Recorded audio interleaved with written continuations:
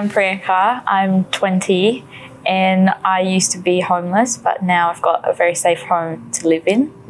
My name is Cody. I have 4 kids. I live in social housing and I was homeless.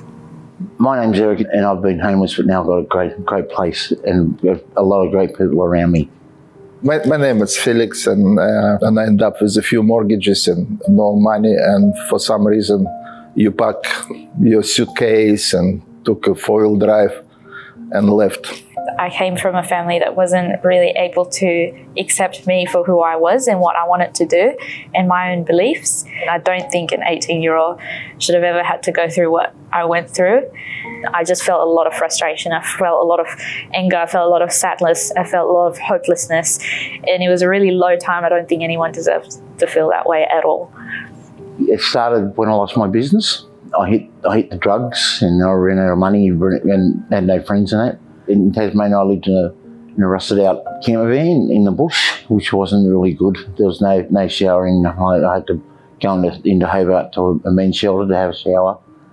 You spend most of your day looking for a home. That's pretty much what you do all day, is search for properties, go and look at properties. It's hard to move on or restart your life when that's what you're doing all day, every day. And after a few years on the streets, I have a social worker here in OLC Learning Center. I was referred to community housing. So one day they call me and say, you want to look in an apartment? And I come, oh yeah. Do you want to move in? I said, of course.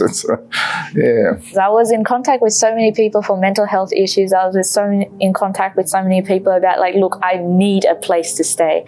And it was always sort of like, yeah, you can stay here for like 3 months and things like that. No one really had the funds to support someone for further than 3 months or 12 weeks or something, like in a refugee home. It took us a very, very long time to find where we live, and even though we have a home, we don't know how long we get to stay there for, so it's kind of like you feel like you're a bit in limbo. I think everyone deserves that opportunity. So for me, it's just onwards and upwards from here on out. And it was a possibility for me to get that confidence to say that because I have a roof on top of my head. If I didn't, I would be very, very unsure. I'd be very uncertain about where I'm going with things. I don't think I would have been able to get into uni for law if I didn't have a safe home to do it in. If you had a Bondi Beach tonight, you'll see about 5 or 6 cars parked up with families in it, trying to sleep rough.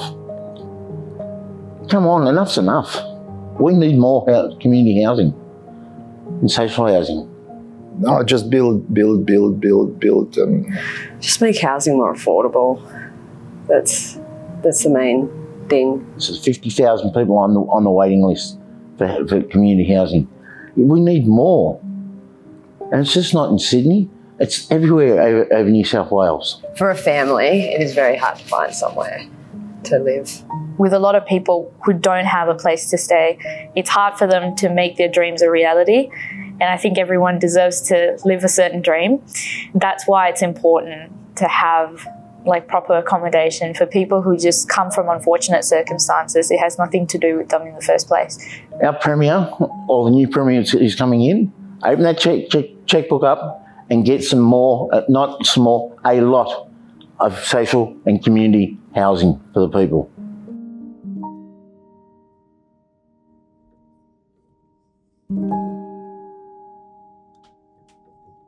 To be home for me means that we have somewhere to be ourselves and work on the things we want to work on and do the things we want to do.